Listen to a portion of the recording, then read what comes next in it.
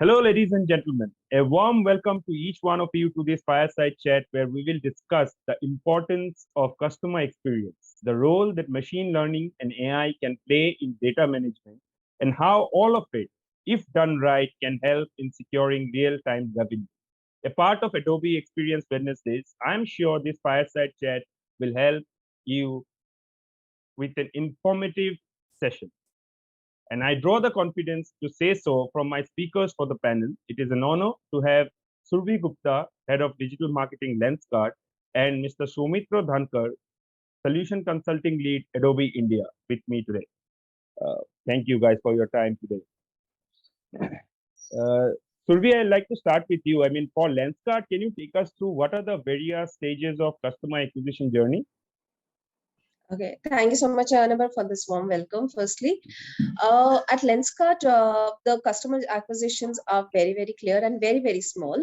We show the product to the customer, and if they like the product, then we directly ask them to go for the buying journey.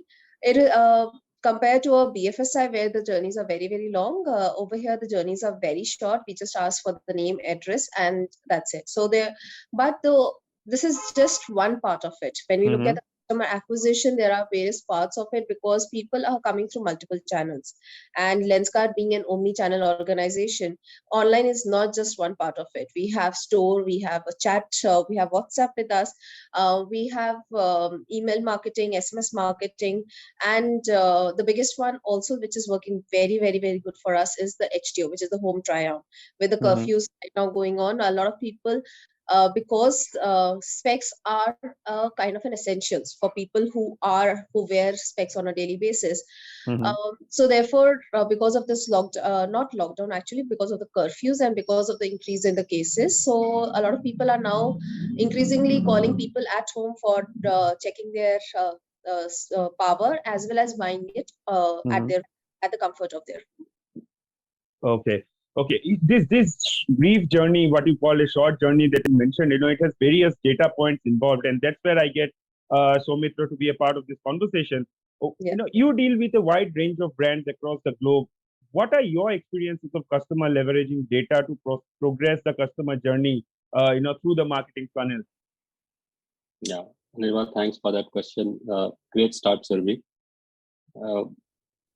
Absolutely well said, Anirban. The type of customer data that is used by different industries to progress the marketing funnel varies vastly, and it is changing continuously. Right? Survi spoke about her customer journey being very small, vis-a-vis a BFSI customer journey very long. Right? The type of customer data that we see being used across industry is two types. One is the anonymous customer data or the behavioral customer data. Right? How is the customer interacting with my website? How is the customer interacting with my app? Right? That's one type of data. And somewhere when that customer is interested enough and he progresses in the marketing funnel, he or she identifies himself or herself saying, I am so and so, my mobile number is so and so. That is where it becomes a known customer data, right? And those businesses which are purely online, the known customer data is important from an ordering and shipping perspective. And those businesses which have a mix of online and offline, like we mentioned about Lenskart, it's important to stitch the entire customer journey, right? I should know that he or she was the customer who was on my website. He tried my product virtually. Now he's walking into the showroom. If I'm able to stitch this, I will be able to convert customers better. And there were industries in the past who were not interested in the end customer data, right? 5-10 years ago, FMCG industry didn't bother who is buying a soap or who is buying a shampoo, but that is changing rapidly. Right? Today, every brand wants to reach out to the end customer. Every brand has a direct to customer channel, and hence this anonymous as well as known customer data is increasingly becoming important for every brand. Correct. Survi, you mentioned that it is a short journey, and to keep it short, you need rich data, right? Do you get enough information about a customer, the process of acquisition? What are the challenges in providing that customized solution that you are talking about? So, Anirban, honestly, we don't get a lot of data for customization point of view. When we look at customization, because the challenge that we are facing at Lenskart as an organization is this, that in the entire family, there is one login. Maybe a husband or or the head of the family, he has one login which he's using for his mother as well, for his wife as well as for his kids. Now it becomes very, very difficult to have that customization.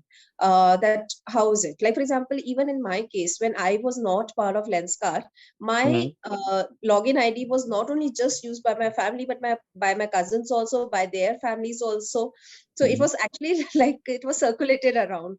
So therefore, it becomes very, very difficult for us to actually put any kind of a customization. Should we show them kids? Maybe it's not for them. Maybe it was for their cousin's family. Should we show it for older generation? How do we do that? So that customization is still very tricky. But that is just for the online part. Now, with regards to offline, as Anirban said very, very rightly, that there are so many anonymous customers. From a store point of view, we just know the footfalls. We don't know who is it. We know 10 people came in, but who is this? These 10 people? Is it Anirban? Is it Somitra? Is it Surbi? We don't know. We don't know their profiles. So how do we actually track them? How do we actually convince them if they haven't bought? So that is, so there are a lot of challenges when we look at from an omni-channel point of view, and also how do we merge and stitch this data? Great. Soumitra, is this a problem unique to India? Multiple, multiple individuals logging into one ID, or is it something that that we see in other regions as well? Also, I mean, what does that do to the quality of data that we talk about? No, absolutely, Anirban. I think great question. The concept of one person's ID being used by multiple people is somewhat sort of unique to the Asian geography where the families are very close-knit, right? But the whole concept of collecting this data together as a household is not unique to India, right? So very rightly said, the systems today have to adapt to the way businesses demand it, right? If one login ID is being used by multiple customers, then the system that collects data should be able to identify that one login ID as a household, right? And in that household, there are 3 or 4 people. You know, taking Surabhi's example, one could be using X lenses, the other could be using Y lenses, right? From a bank's perspective, one could have a home loan, the other could have a personal loan, so on and so forth, right? The whole concept of data management, if I may divide it into 3 or 4 parts, right? At a household level, how do we collect this data, right? How at what granularity can we collect this data, right? Once we have collected it, how well we can classify and store it, right? Are we able to say that even though it is one email ID or one phone number, there are 3 or 4 people, and in some cases 5 or 6 people, like the extended family using, the friend using it, but their behavioral traits clearly indicate that it's not the same person, right? One person can't buy 3 specs in 1 week. So that it has to be 3 different persons, but the systems have to be intelligent to classify it that way. And then you should be able to use it very differently. That one person would have used X type of shades, the other person would have used maybe a luxury brand. And then how do I individually target them differently for them to come back and become a lifelong customer for me? Right? So that's the whole essence of data management, as per the problem mentioned by Sylvie. Correct. Great. I mean, intelligence that we talked about, and one more aspect where I'm sure intelligence has to play a larger role. Survi, there is an abundance of data today. What are the amounts of effort necessary to make that data, more sensible and actually act on that data real time? Are there enough tools available in the market? I think tools are there, Anirban. It's not a problem with regard to tools. For me, one important critical thing with regards to data mining is this, that the data needs to be accurately there. Like, for example, for us, we of the total gamut and the plethora of information that we have, but we just have 10% of the people who have given us either their gender or their age. Now, how do we actually work on this 10%? Do we really take them as, because within this, we can't take a sample size. Then it becomes a very, very minute or a very niche audience. And we cannot major decisions basis this. The second thing is this, that what we have seen is this, now there are various tools in the market, but sometimes these tools also don't talk to each other. Then how do we work on this? How do and we don't want to end up again back in an Excel sheet where we start doing VLOOKUPs and start mapping them. So that is something that is also that we have seen, that where we as a client, we are also struggling. that whether we talk to these various tools. Of course, there is campaign management tools also available in the market, with Adobe as being such a big giant, being a very big player in those things. But somewhere with our data not being completely available, I don't think so these tools can also do magic over there. Okay. Okay. Now this actually is a great anecdote to go to, Soumitra. I mean, can tools do some magic? What is the role that artificial intelligence can play? In making sense of data. I'm sure it's already playing a role, but what bigger role can be played there? Absolutely, and I think Surbi very rightly said that for artificial intelligence or data mining to come in, the sample set has to be bigger, right? So I think the first things that the tool have to focus is the comprehensiveness of the data model that they bring to the table to capture this data, right? I am someone who has gone to Lenskart website, right? Then I go to their Facebook page, I go to their YouTube channel, I like a video. Then I go to a blog and write about my experience of using Lenskart as a brand, and then I walk into an offline store. Right? Now, all of this data, has to be captured, right, independently, saying these are 4 different people, because nowhere I may have identified myself. Right? Correct. And then, is there one system that can capture all? That is where the technical superiority of systems starts coming into picture. Right? How robust is the data model? And over a period of time, we will capture it as 4 different customers. And the moment I identify myself, am I able to stitch that entire profile together? Right? Saying that, oh, he's the same guy who 1 week ago went there, liked my video. He's the same guy who is writing blog posts. He's the same guy who is commenting on my YouTube channel, so on and so forth. Right? So that ability is something that sort of is the demand of the day from IT systems. And once we have sufficiently collected the data, right, then comes the whole concept of artificial intelligence. In my mind, artificial intelligence today is useful to recognizing patterns. Right? Okay. What are the patterns in data? If today my website has, let's say, 10,000 visitors per hour, and tomorrow at around 11 a.m., suddenly that 10,000 visitors become 40,000 visitors. Okay, AI should be able to not only tell me that there is a spike in data. I think that's easy, but what is the reason? Right? Why there is this spike? So that I can take advantage of it in converting those customers, applies those discount in real time to improve the sales, so on and so forth. Right? So I think recognizing patterns out of data is finding those anomalies and acting on them in real time is, I think, what AI will play increasingly as we go forward. Great. Talking about real time, there is another aspect that you need to take care when you are interacting with your customers, and that is to serve a real time communication as well. Just by getting the data won't be enough. How do you facilitate that cross channel communication real time? So we do have tools, Anirban. I'll not name them. I won't name them actually over here, but there are multiple tools which have actually stitched a lot of the channels and together, where they can also read between their own channels. That if, for example, if I've sent an SMS and somebody has not clicked on it, and if I've frequency over there, then they can actually send an email or some other ways of communication, or maybe a push notification to reach to the customer. And through this kinds of histories and understanding that what kind of a customer actually reacts to which channel, basis that the AI works on it, and then they actually go to the right source at the right time to the right person with the history and with the understanding and the background. So that is something that is that we have done and worked with at Lenskart. The thing is this, that it was not done from day one. Of course, every AI needs some history to be worked on. So of course we have worked it over time, and now it's just working for us, where our SMS, email, and push notifications are actually stitched together, and where we can understand that how the person reacts on which platform. Okay.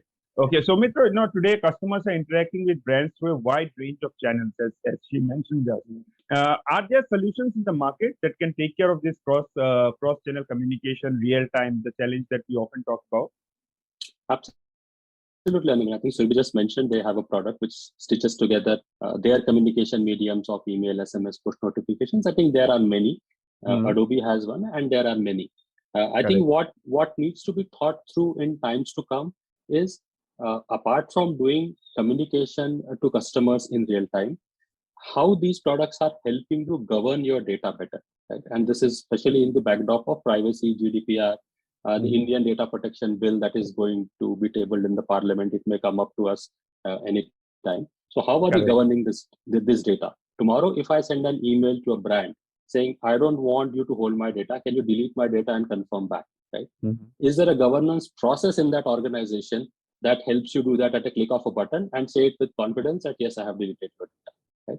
I think that is where brands have to look at systems in a little different way.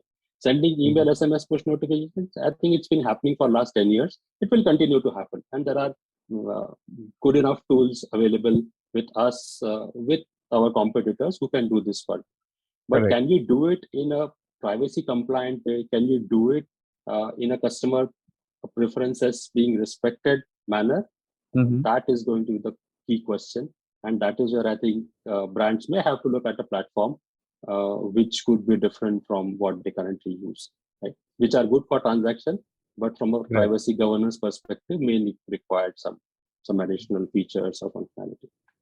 Great. And it's all a part of customer experience. So how critical is the customer experience for you to have, high quality data? Because the more they interact, I believe the more you will get. And then also my follow-up question, what would you say about the critical aspect of retention, retaining a customer? Because there is always a customer acquisition cost attached to it. And once you get her on your platform, how about keeping her for a longer period of time to buy more number of products? So, Anirban, it's very, very important, firstly, to have customer loyalty. That is actually it's not just from a business point of view, it also talks a lot about a brand. Because if a customer is coming back again and again to the same brand, that actually talks about their loyalty. It talks about that the brand is a good brand that customers trust. They like their products. The quality of the product is what they like, and somewhere that is very, very important for any brand who is working. It's not just always from a business or revenue or margins point of view. The second thing is this, that from a retention point of view, we are doing a lot of communications from a revenue point of view, but that's besides that, as I told you, that for any client, retention is not just about money, but it is also about brand loyalty. Correct. So what we also do is this, we also send out a lot of communication to the customers with regards to how they should take care of their eyes. With the increase, like for example, when the first lockdown was started, we send them a communication saying that how you should actually take care of your eyes during the increased screen time. And then when we sent out another communication about how they should take care of their kids' eyes, because their screen time had also increased, because all the school activities were supposed to happen on the screen. So the way, and it had nothing to do with just selling specs. It was also to tell them that after every 20 minutes, ask them to look somewhere outside and look somewhere far off there, because that will help with their muscle retention of their eye muscles. And we also share some of the exercises that a person should do on a daily basis in the morning, maybe outside their balcony or somewhere in an open space, which helps them to keep their eyes healthy. So correct. These kind of things also helps from a retention point of view, because the customer knows that we are not in here from just monetary perspective, but also from an overall long-term humanitarian perspective as well. Great. Staying with you, Survi, I mean, we are at the last phase of our discussion. What are the challenges that you encounter when you deal with this real-time data and reacting real time to a certain aspect? What are the challenges that you face? So as I had told you, that firstly our data in itself is like little limited when it comes to customization and personalization. And real time, the problem is also with us. The biggest challenge besides data is this, the kind of a frequency of the buying. Because we had just talked about retention, I will follow up with that as well. Because anybody who is buying specs, they have at least 2 to 3 specs at their home, right? So if one breaks, they do have a backup. And the kind of retention that we have seen in India, at least, has been around one to 1.5 years. that a Okay. person does not come by and get a new specs, because it takes time for anybody, whoever is buying, to get them comfortable on their nose and their ears. So they know, until and unless their power is the same, nobody likes to go and keep changing their style or their or the fashion, right? It is more from a comfort point of view after a point of time, and not the other aspect. So Correct. that also becomes a little challenge for us when it comes to real-time communication, because we do send them after 6 months, or whenever we send them, maybe and with the omni channel also. Now maybe they would have researched, people would have researched online and purchased offline. Now it takes time for us to actually map that data.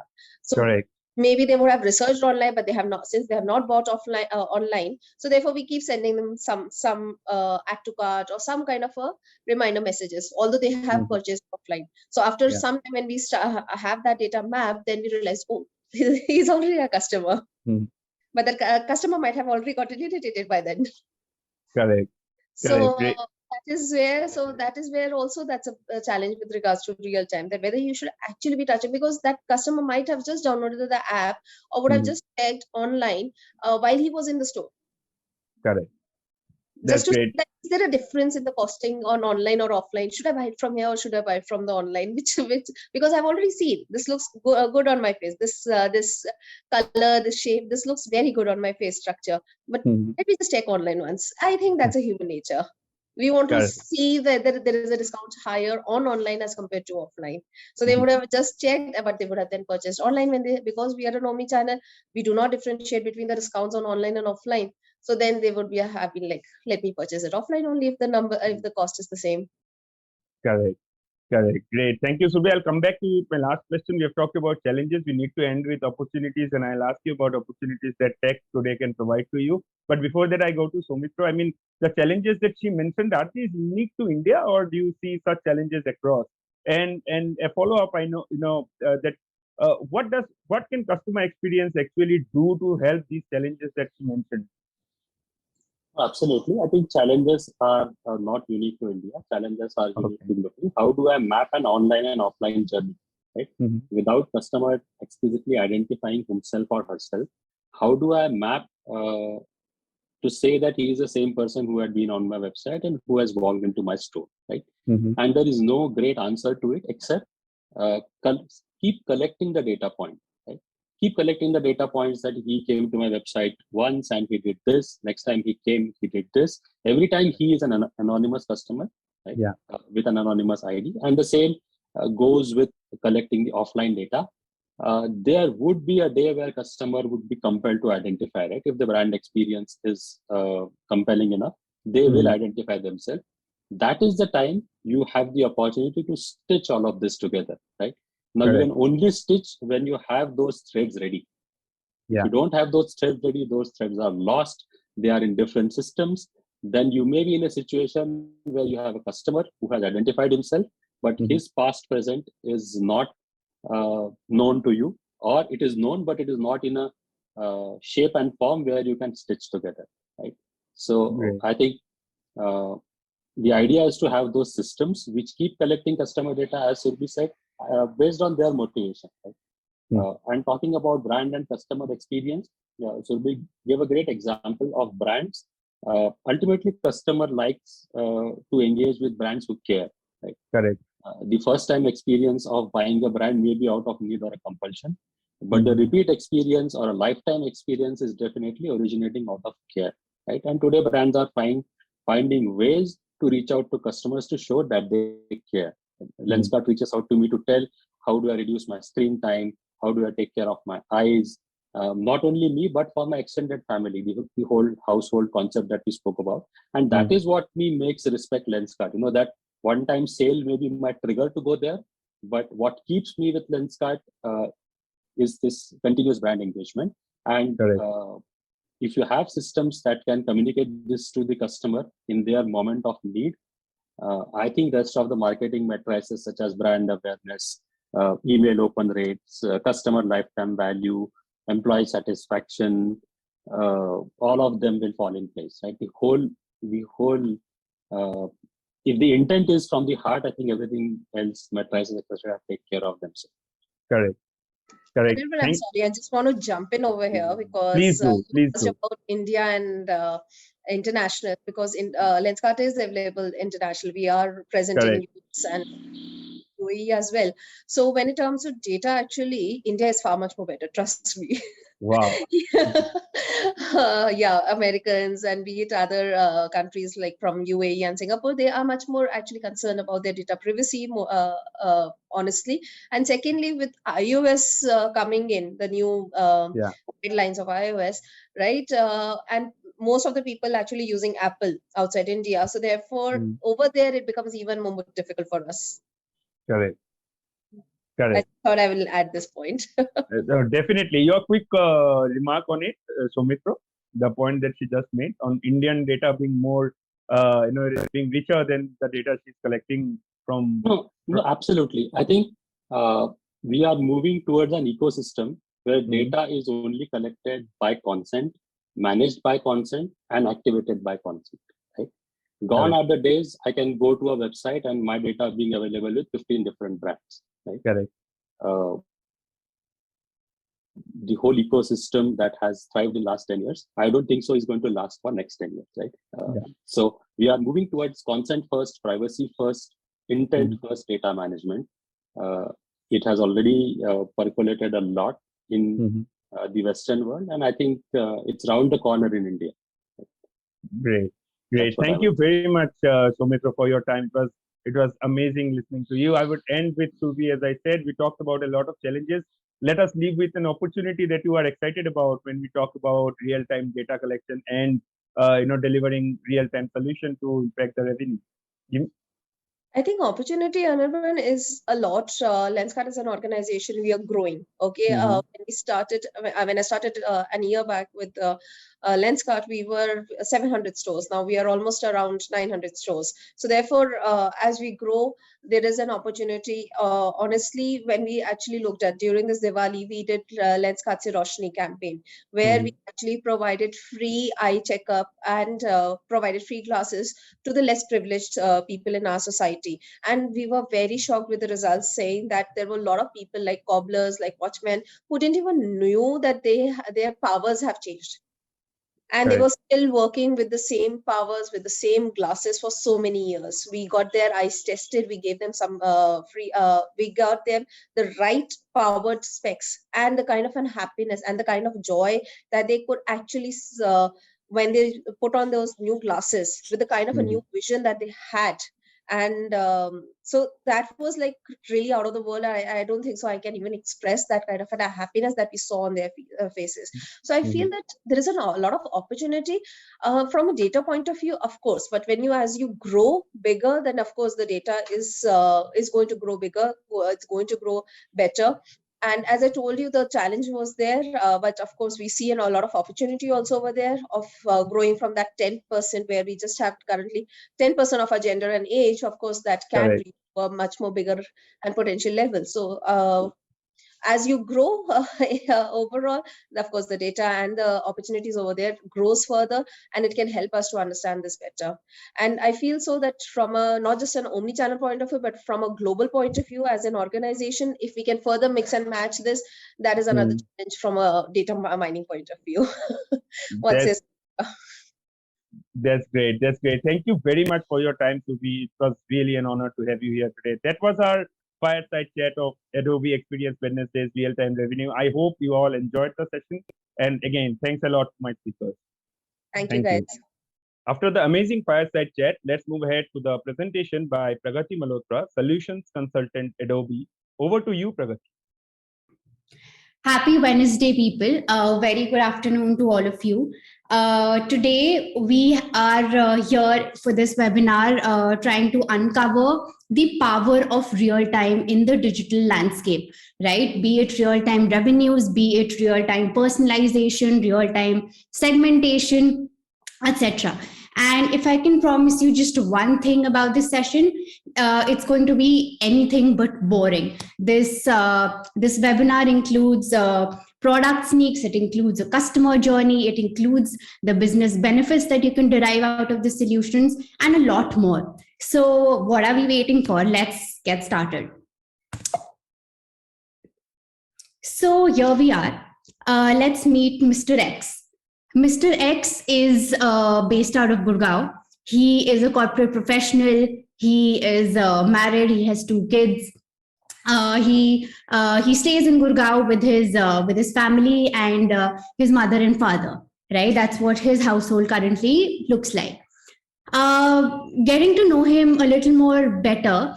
Now, true to his work profile, Mr. X spends a lot of time online, right? So, be it ordering food for his lunch breaks at work, be it ordering food for the weekends. His mother is actually diabetic, so he has to order medicines for her regularly on a monthly basis. So he does that. He does that online itself. As for his kids, right? I mean, getting them gifts, getting them toys, getting them stationery. They are both aged under 10 years. So getting them, pampering them, spoiling them, all of that happens online as well. Even in terms of groceries, I mean, we're living in the pandemic era, and most of us have undergone a digital transformation in our personal lives as well.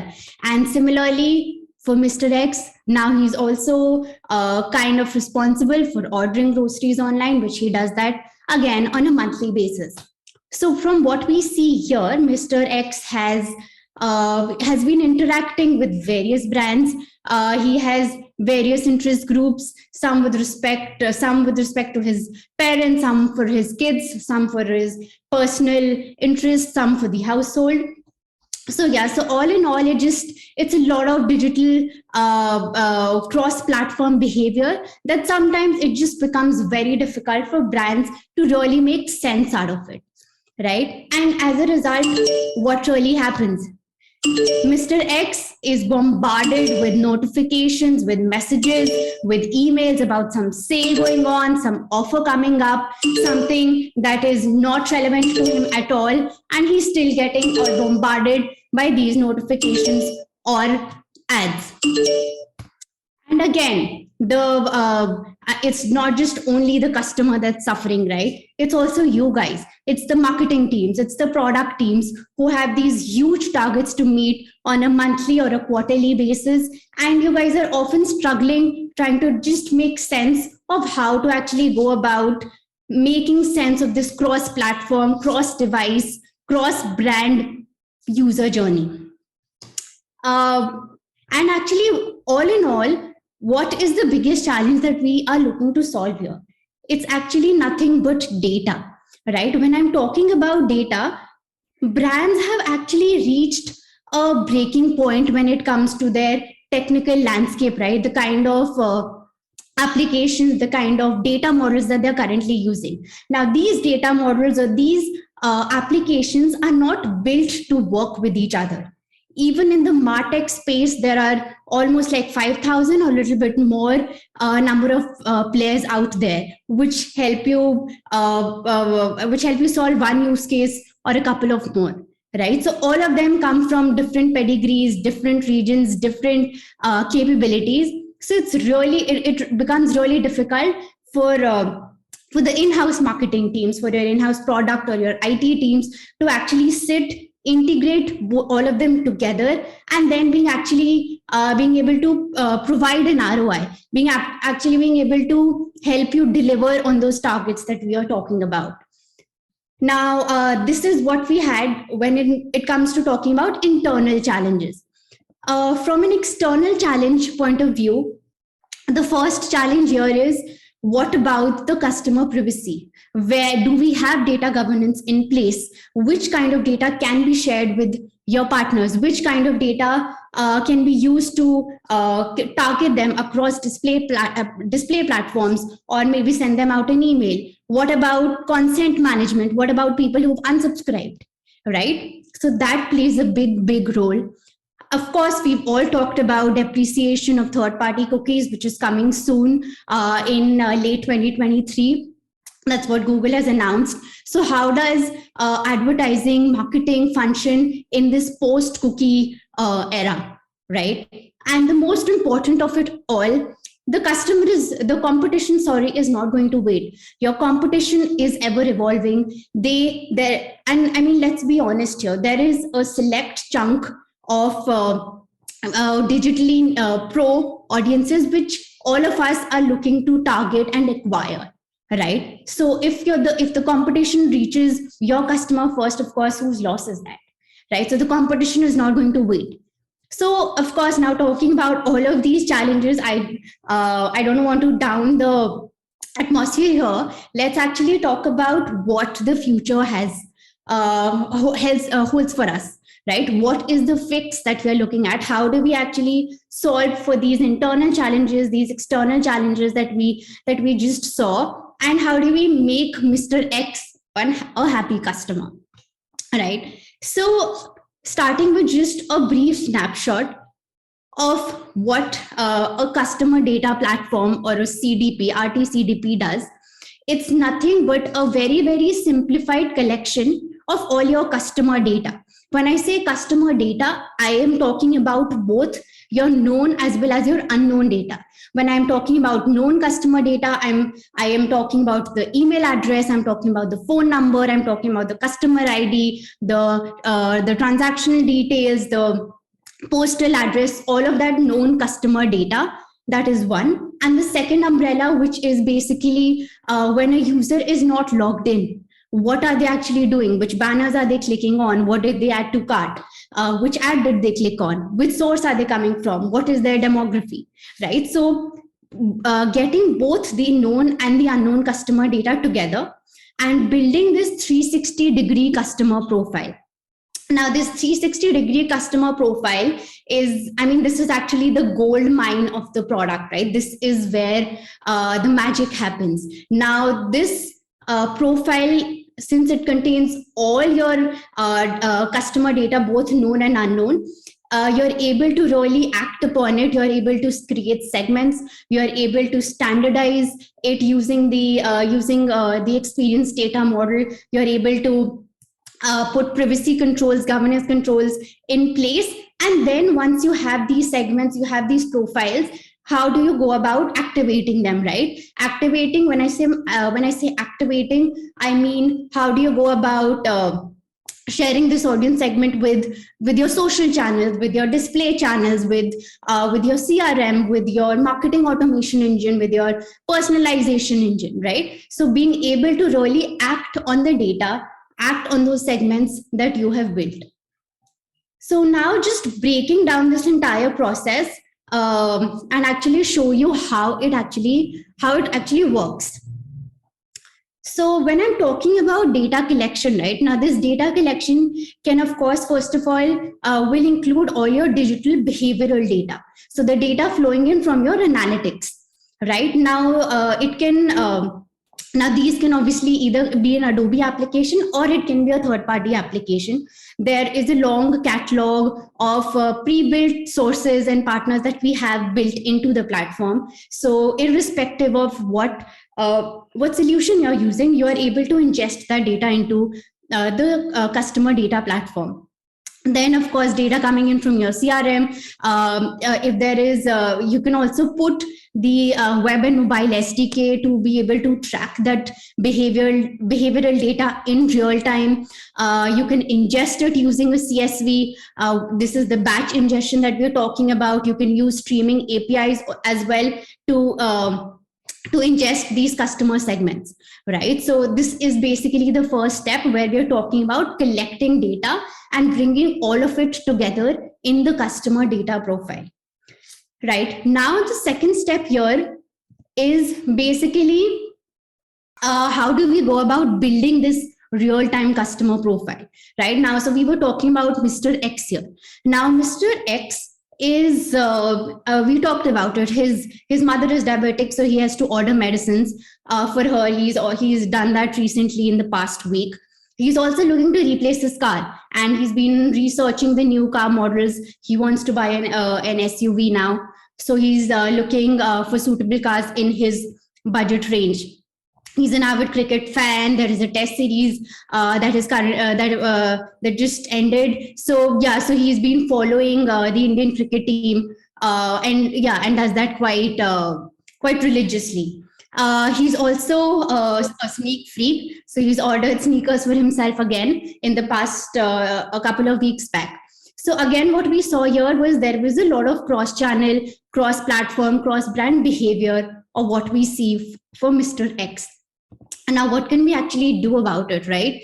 Now, using all this behavior, you're able to really create these audience segments that we talked about. You're able to attribute, right, that which ad, which communication, which banner, which email did Mr. X actually prompted Mr. X to actually complete that particular order, or prompted him to add something to cart, or prompted him to make a call to the call center, right? It can when I talk about journey analysis, right, it covers your online, it covers your offline, all your channels coming in together. So you're able to orchestrate the journey of Mr. X across channels again and again, depending upon what is the product that he's looking to buy at that point in time, right? So he has already ordered medicines for his mother in the past week, so we do not need to talk about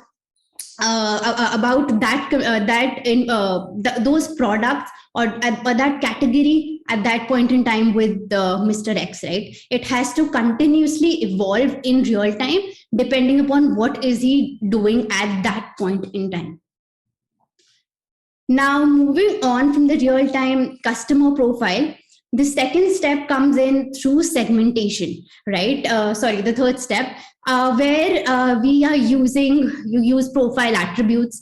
So what do I mean when I say profile attributes? It means Mr. X is aged above 40 years. He's based out of Gurgaon. That's his demography. Where is he working? What area? What is his PIN code?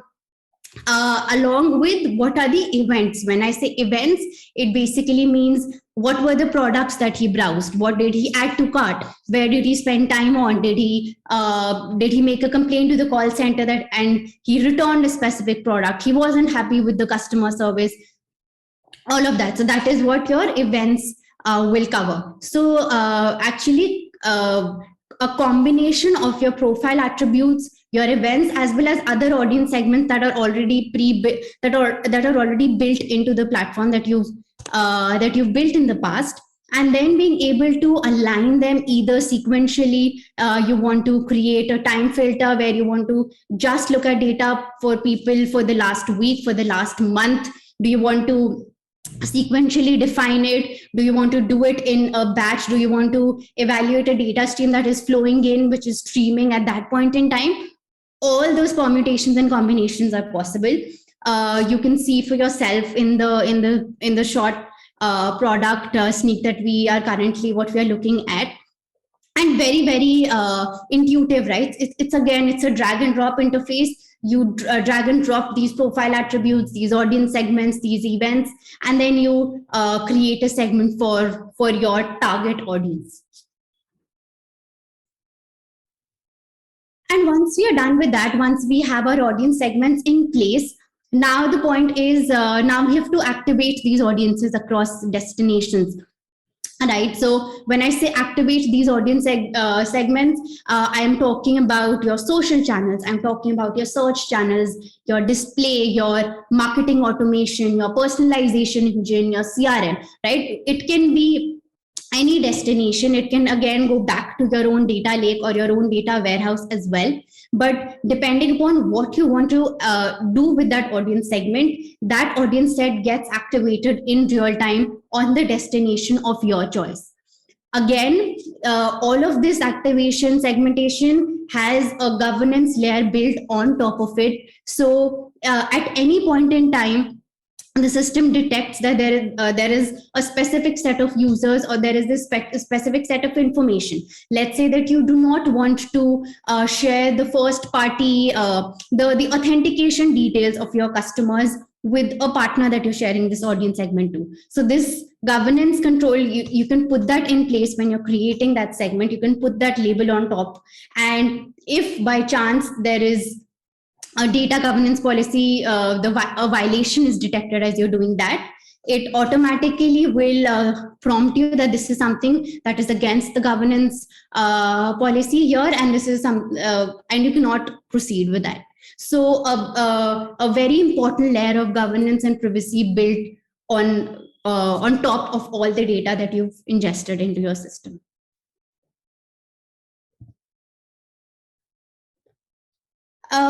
What we see here is a list of, and actually there are way more. I couldn't really fit them all in one slide, but pre-built data sources and activation destinations that are already there from day one when you come on board of Adobe RTCDP. As you can see, these sources and destinations cover both your Adobe and non-Adobe applications. And again, we talked about be it related to retention, acquisition, be your use case just be engagement or driving loyalty. These sources and destinations more or less cover the most important, the most popular players out there in the digital marketing landscape. Talking about actually what are the use cases right now, talking about what is it that the business team can look at, what is the business benefit or what are the business KPIs that they can really look to drive with Adobe RTCDP. So starting with actually the most basic one here, since all your segmentation, since all your activation, all your data collection is happening in one single platform, it becomes very, very easy for you to really start optimizing your marketing and your advertising costs, right? You really understand that if there is an overlap happening between the same audience that you're targeting across Facebook and an email or Facebook or a search. So you can really cut down the number of times you're targeting a specific user once you've realized that it doesn't really bear any fruit. It's not really going to give you any ROI, and targeting Mr. X, for example, 3 times a week or twice a week is more than enough, right? So really helps you optimize and cut down those costs, cuts down your advertising costs to a great degree. Now, there are also propensity models that are built into the platform. I'm talking about the propensity to convert and the propensity to churn.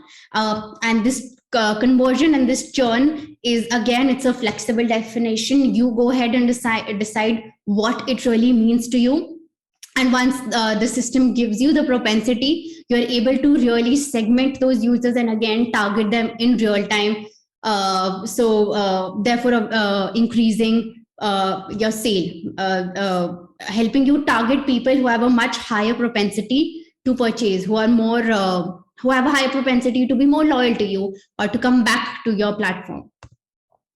Better NPS scores, right? So again, now if Mr. X has had a bad experience in the past week and he has returned a specific order, he's not been happy, it doesn't really make sense that we start showing him ads with respect to a completely different category, or we start showing him ads of an ongoing sale or ongoing offer, right? So much better NPS scores, much better customer engagement. They're way more happier with the brand. Increasing wallet share. So once you have all the transaction, the purchase history of a specific, of any specific user, what they've added to cart in the past, what they've ended up buying, what is present in their wish list, it actually helps you really increase the wallet share through real-time cross-selling and upselling. Again, and next page personalization, right? So we are living in the digital era. It's no longer about the next session or the next visit or the next week. We are talking about next page personalization, where if a user has interacted in a specific way on the home page, let's say, and as soon as he moves on to the category page, all his behavior is taken into account, and it personalizes the next page, which is the category page, according to his past behavior, right? So next page personalization, which is basically happening in milliseconds through Adobe RTCDP. So yeah, these are just some of the use cases that RTCDP will solve for you. There are way more, but I wanted to highlight the top 5 that you can expect to